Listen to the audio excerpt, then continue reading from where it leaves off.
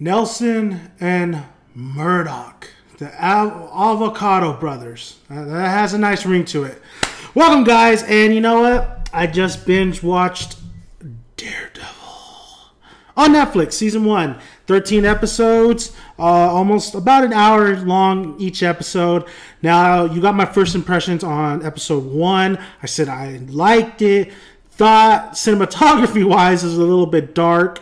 I did like Charlie Cox as Daredevil. Absolutely just didn't, I really enjoyed the first episode. Now I wanted to watch the whole season, let you guys know my overall thoughts on Marvel's new show and Netflix's new show. And I gotta say, they hit a homer. They hit a home run, people. I'm glad to say that this is probably one of my favorite superhero shows of all time. But I am also including the anime like Justice League and Justice League Unlimited and, all those shows. It's one of them. This is so well handled compared to the film. The film, which, it gets bad rap. It's pretty bad film, but it's not god-awful. And it has some, good things about it. This show, though, brings Daredevil. Matt Murdock definitely just does him justice, pun intended. I gotta say, this is what I wanted from Gotham, but that's not what we got from Gotham and Fox. I'm so glad they brought Daredevil to Netflix, because Netflix is it is pretty much a corporation, a company that could really be gritty, R-rated, and that's exactly what we got from this series. Throughout the show, throughout each episode, I felt like some moments were that of actual film, where that could have been on the big screen. Some of the dialogue, some of the interactions, such a great cast, I gotta say. There is a few that maybe I questioned a little bit, but you know what? To the end, I said, it's pretty damn good. Now, this is going to be a spoiler discussion because I'm assuming you guys watched the whole series, so there's going to be some spoilers in here to dwell a little bit deeper into the world of the devil. Or El Muerte. Is that how you say devil in Spanish? Shit, I'm Mexican, I don't even know Spanish. Well, anyway, let's get right into it. Charlie Cox as Daredevil. Awesome. I was questioning the casting call. I didn't know who this guy really was. I kind of pictured myself, I thought Ben Affleck did look good as Daredevil a little bit, but he was a little bit too big. I think I would have wanted Daredevil a little bit slender. When they casted Charlie, he looked a little bit too slender. But you know what? This guy's agile. This guy's shinobi-like. This guy brings the package. And he's such a likable person. Unlike, a really super dark movie or a dark, theme, it is a dark theme. This is set in a dark world, underground, the underbelly of somewhat of this cinematic universe of Marvel or MCU. But he brings, he has a tragic character, but he also has jokes. He's humorous. He's charming. This guy really nailed Matt Murdock. And you know what? I absolutely just enjoyed his performance throughout the whole season. And I just want to see him in Civil War. I would love to see Matt Murdock somehow get himself into Civil War, or at least that new Spider-Man movie. I love this guy. I think this guy's just nailed the part. He is Matt Murdock to me.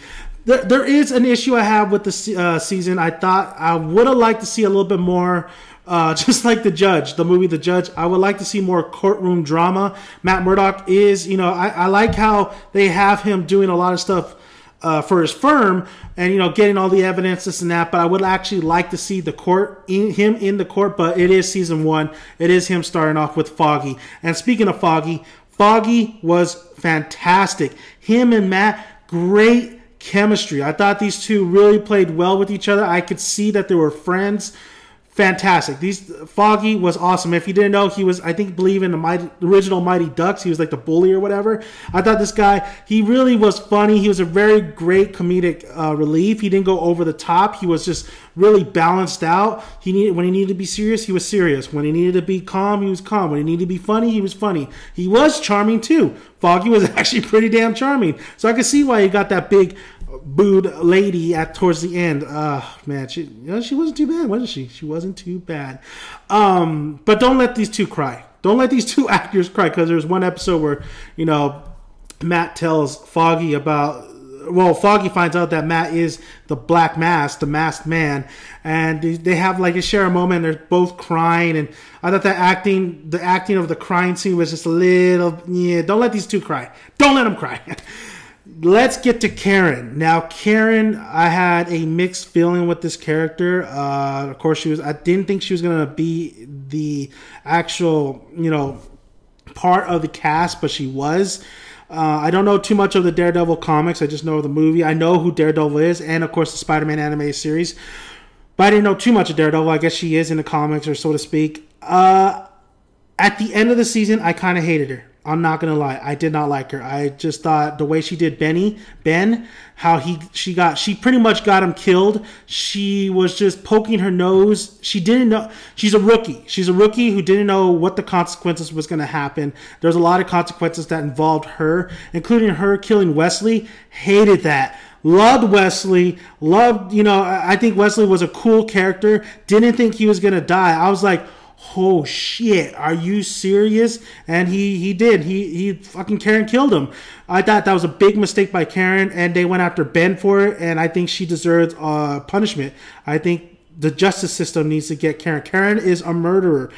It doesn't matter. Wesley was a bad guy, a bad man. He did not kill her, and it wasn't really self-defense.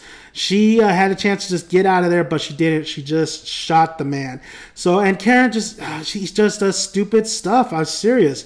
I wanted to like her, but overall, other than being just very beautiful, and her and Foggy having great chemistry. I thought those two were great together. But her character, I just really disliked. I did not like her at all towards the end of the season. Who I did like was Rosario Dawson, who plays Claire, who helps Matt in his time of need. She's one of the first persons that find out who Matt is, taking him out of the dumpster. She's a nurse, healing him. I love these two. I love these two together, relationship-wise and just friend-wise. They have great chemistry. I always love Rosario Dawson. She's hot. She needs to become a very important figure in the Marvel universe. I think she's a great talent to have. So her and Matt, I really love the chemistry. I really love the back and forth. Sometimes, Rosario Dawson really just told it like it is, and I liked how they didn't wish, go back and forth about the love thing. I mean, they kissed right away. I loved her line. I was wondering if we were ever going to do that. I love pretty much the sense of those two, the balance between, he's going to always be doing this. There's never going to be a time where he quits helping others. And she knows that. She knows what she's getting into. And they have a mutual respect because she saved his life. He saved hers. She knows what she got herself into. She knows the consequences. So she never was really pissed at Matt. She just understood what the hell was going on, and even though a lot of things she didn't understand what was going on. So I really loved this character. I thought she was great addition. She popped in and out. I wish she would be a major character in this series. I like her a lot more than Karen, but it is what it is, and I think Rosario Dawson definitely needs to come back for at least season 2, or at least in the future of the Daredevil series. Let's get on, because we don't have too much time. Let's get into the Kingpin. The Kingpin, Wilson Fisk. Now, I thought, when I think Wilson Fisk, I don't think of the late Michael Clark Duncan. I'm sorry. Michael Clark Duncan was a joy in Daredevil and any movie he was in, including the Green Mile. But when I think of Wilson Fisk, I think of Spider-Man, the animated series. Spider-Man, the animated series portrayed Wilson Fisk as a confident bully. He was basically a bigger version of Lex Luthor. The man knew what he was talking about. He was very powerful, and he got what he wanted. This was an interesting take on Fisk. His voice was very low. He was quiet. He didn't want to be in the public. This was basically his origin story. I absolutely loved how they balanced Matt Murdock's origin and, a present day, and Fisk's origin in present day, including the character Vanessa. I remember Spider-Man Vanessa was in that. I believe she's part of that comic book line. Loved how they did Vanessa. Loved the relationship between Fisk and Vanessa as well. Fisk, I mean, at first I was like, man, this guy's really, really like, he's not the Fisk that I pictured. But over time, he really grew. I grew to like him. He really got brutal. When it was time to get brutal, he fucking fucked the shit out of everybody. And the first time Matt was in that art gallery, and he's talking to Vanessa, and she's like, "Oh, you can ask him yourself." And I was on my phone like this. Holy shit! The first face to face of Matt and Wilson Fisk. I really just great. It's greatness right there. Greatness. I will say though, there is some downers on here, just like the kids. Fisk. The kid who portrayed young Fisk was great. I think the kid who portrayed Matt was not too well. He didn't do too well. I thought the acting wasn't that great. You could tell sometimes when he was fighting his master, I believe his name was Stick, that it was a double. Sometimes you could see that it was doubles, especially with Daredevil running on the rooftops. But overall, I thought the kid was pretty weak at his acting. I love Stick, by the way. When he shows up and he says he has to fight Dark something? Absolutely love Stick. His Matt Murdock's master, the one who taught him how to use his senses. I thought he was great. I thought he was amazing. Now, let's get into basically the overall what the show, how I felt. I felt like the cinematography is still sometimes a little bit dark, but it grew on me. I think it is setting the tone, the mood of the series. I think it's great. I think that basically the characters were fantastic. The acting was fantastic, other than the kid and sometimes maybe sometimes Karen. Not too much with Karen, and sometimes with Foggy too. But the acting was also and Fisk. But it was still very, very good. The music, man, the music fit the tone. Unlike Empire, where I had an issue with the actual soundtrack of the, going for that Godfather, it didn't fit the show. This music fits the show. It was fantastic, including that intro. The intro is fantastic. Now, also, I gotta say, it feels like its own show. It doesn't feel like it's part of the Avengers. You get references here and there, but overall, it feels like its own show, and that is a plus. I don't need for it to be directly linked to the Avengers. I know that the Avengers have too much stuff, to do to deal with the underground. That's why you have Daredevil. That's why you have Blade. That's why you have Frank Castle. I would love Frank Castle to someday be involved. I can't wait for Jessica Jones. I don't know too much of that character, but I can't wait to see that show.